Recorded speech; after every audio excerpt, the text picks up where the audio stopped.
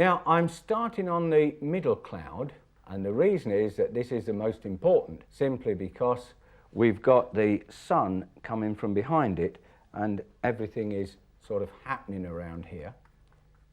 So let's just get a bit more soft colour in there. I'm still mixing from the 3 primaries on this. That's nice. Actually, I want sort of, oh look, you see that? Now that's wet on wet, you see.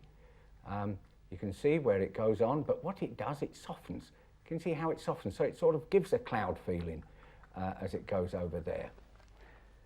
And that really does help. So you can obviously paint wet on wet. Now there are times when you don't want to be wet, you want to try and work on to dry, either because it's just underpainting. Let's get that a little bit pinker again, under there. That's it, that's nice. A bit more white, I think. Never be afraid to use white. It's all, remember, white is part of the mixing process. Just a little bit under there and coming up here like this. Now let's mix another bit of this light warm colour, because it does crop up all over the clouds when you've got, just put a little bit there and continue with these, because you'll find that the clouds do go into a sort of very warm colour where the sun, remember the sun is in this area, and the sun will be coming round, and in some cases it will be almost coming through the cloud and making it this lovely sort of pinky colour.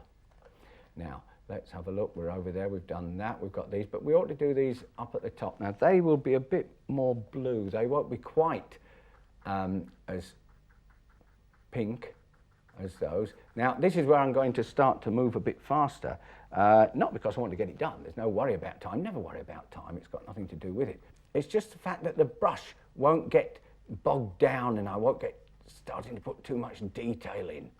Just let it roll around. Then we've got these down here, the ones that are going into the distance that we covered up. Remember we covered those up? Well, now I can see them and I'm just starting to pick them out. This one should be quite orangey because it's very near the sun, and that will be more or less the same colour. But notice how these are getting a bit sort of nice and dull and start to feel as though they're going back, because they're not as dark against light. Here we go again, dark against light. These are more grey against grey tonally. So whereas here we've got real dark against light, and this is going into this misty, murky background that we get. Now this is wet on wet, so don't worry, you can paint wet on wet, you can see it happening. I think it's a weeny bit blue there. We have a bit more light coming through, a bit more colour coming through, I should say, which is through the light, or reflected light underneath. That's a bit better. It was just, now I've got all of this in, I can then relate to various clouds that I've already painted and decide what I need to do with them. Well, that certainly needed a bit more colour under there. Now, that was a number 4 brush that I was using. And now I'm going on to a number, let's have a look, it should be a number 2. It is a number 2, and I'm going to put in the light of the sky, in other words, where the sun is coming. That's not the lightest yet, this is just lightening the sky up, making it more yellow, making it warmer in these areas. And I just want to go through, there's 1 or 2 little areas here where the sun will be coming through. Obviously we've got the sun on the edges of these, but I just want to break it first to soften it. And you can see I'm just breaking the edges of the cloud, of this main cloud. Now I'm going to go more yellow, shall we say yellowy pink, because I am putting in, or an orangey colour, I am putting in more yellow, more white, and a little touch of red. Sometimes you wonder what has happened, because it is very subtle, but painting is very subtle. And if all the brushstrokes that we did on a painting, everyone was prominent, then the painting wouldn't mean anything. They'd cancel themselves out. Everything that you put, every brushstroke, every different colour is subtle. Life or the landscape is subtle, the sky is subtle. So don't overdo the particular colour that you've got. You can always come back and get more out of it in particular places, like I'm doing at the moment, you see. I've just got a bit more white with the yellow on there, just to get that a bit brighter. I need a little bit more bright in there, because, as I said, that's where the sun is coming from. So I'm just going in and mixing thicker paint. Remember, thicker paint when you're going to lighter colours. And so I'll just put a little bit of thicker paint through there, just catches it through there, on there, and through to there, so that the sun is coming down. Now, at the moment, I'm happy with that. What I will do, I'm just going to put in a suggestion of trees at the bottom. This is where, of course, I'm going to use a different brush, because I'm going to do this very terpsy. I'm just going to suggest some trees in there, quite silhouette, and I shall be doing it silhouette on purpose, because it's that would give the sky its dimension. In other words, if I get dark there, it's dark against light again, that's light. This sky looks dark, it all looks very dark, because we're looking at light here. But if we have dark there, all that will go light. Just leaving one or two shapes at the top, and can you see how I'm just suggesting branches coming down there? And I can fill those in with sky colour, and it will look as though the sky is showing through the trees. Let's just put another one there and another one there, and that's it. Just fill that in. Now, all I want to do now is to just put a little bit of light sky colour through here, just to kill that very bright colour, because that is too strong. So this is sky colour, just dropped in, just put on there. And that now is the way that I would tackle a sky like that. And remember, I haven't gone for gaudy colours. I've kept it more simple. Well, I enjoyed that. That was fabulous. Now I think I'll do another sky. But this time I'm going to do one that is in the daytime. In fact, it's a sky I saw on Dartmoor, and when I was up there, and it was really clouds that were really bubbling away and blowing very fast. Right, I'm all ready to paint. So what I want to do now, of course, is mix the paints. I'm going to mix three colours, a sort of real light colour, a middle colour, and a darker colour for these clouds. Oh, and a bit of colour for the blue sky. Let's put our first colour in, and that's the blue sky. Now, again, all colours are all right. You can change them, but they are relative to each other. And so if we get a colour that is too dark, once we put it on, like against this, then we can always change it. At the moment, I'm quite happy with that colour, because really there's nothing to check it against. Now let's get the middle tone of the clouds, not the real darks, but the middle tone. Now I sort of put it, oh, look at that going against that blue sky. Now that really does look as though it's a dark sky coming over there. Now I'm going to work, this is all going to be wet on wet, by the way. Now I'm going to the clouds over on the other side now. I'm mixing this, incidentally, with the dryers, in other words, the Alkyd medium, the one that came out of the bottle. You remember the bottle, and that is what I'm mixing with the paint, and it's helping it to run. Now I'm putting in this distant under clouds darker now, and notice I'm keeping it very similar to the colour up there. It does go, or would go, let's put it that way, lighter in places. So I've just added a little bit of white to the mix.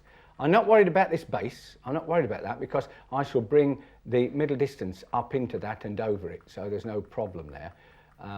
Just put a bit more dirt under there where the clouds are. Now already again, you see, that's looking like clouds because of this underpainting. Incidentally, one thing, if you can have a couple of brushes, remember I'm using three of these brushes, if you can use or get 2 of each, it's ideal because you have 1 for dark and 1 for light. So you'd have 2 number 2s, 2 number 1s and 2 number 4s. That does help. It saves a lot of mixing, and this is what I'm doing. And I'm using 3 different brushes, but they are the same size, so that I'm not worried all the time about mixing, or cleaning, I should say, cleaning out.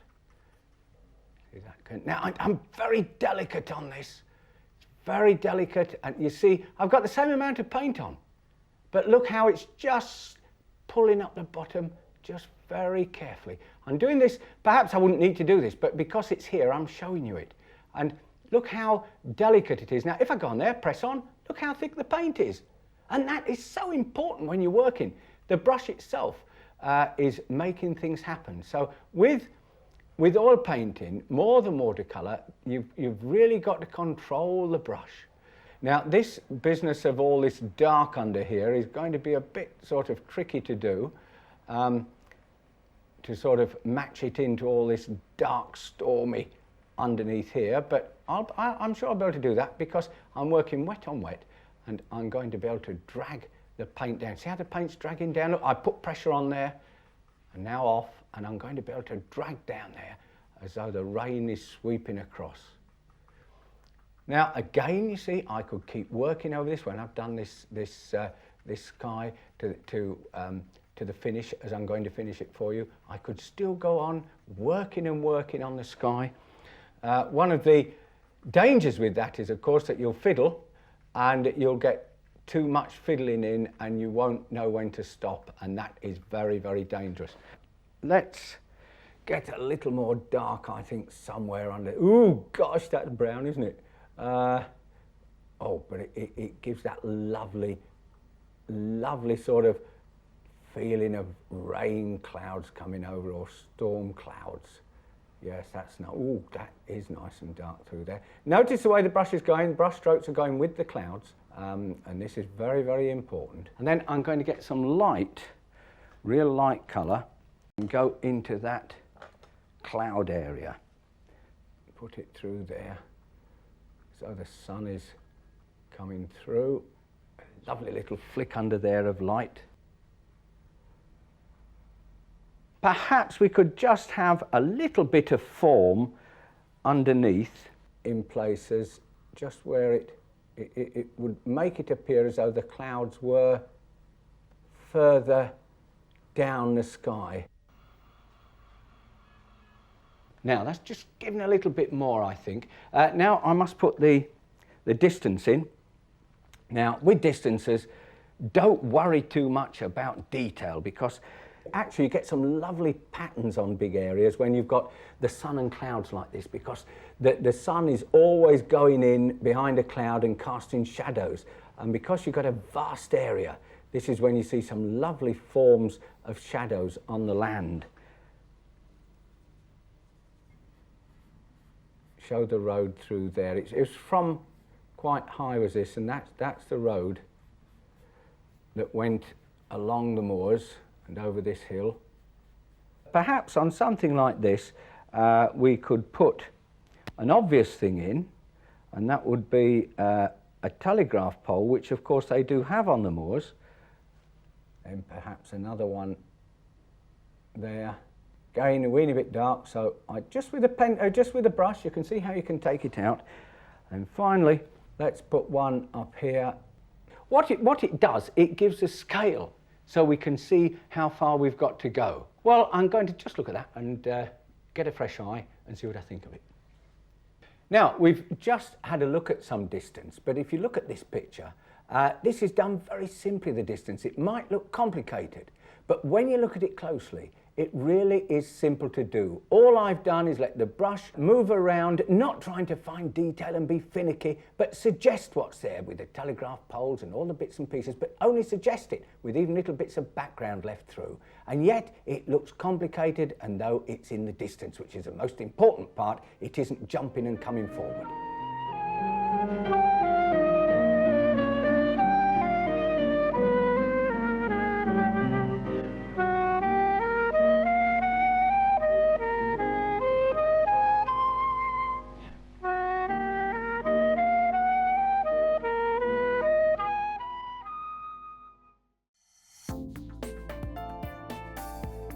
now available to buy. Try these techniques at home whenever you wish. The extended DVD of today's workshop is now available from the Painting and Drawing channel. For further information and to order your copy, go to www.paintingdrawingchannel.com.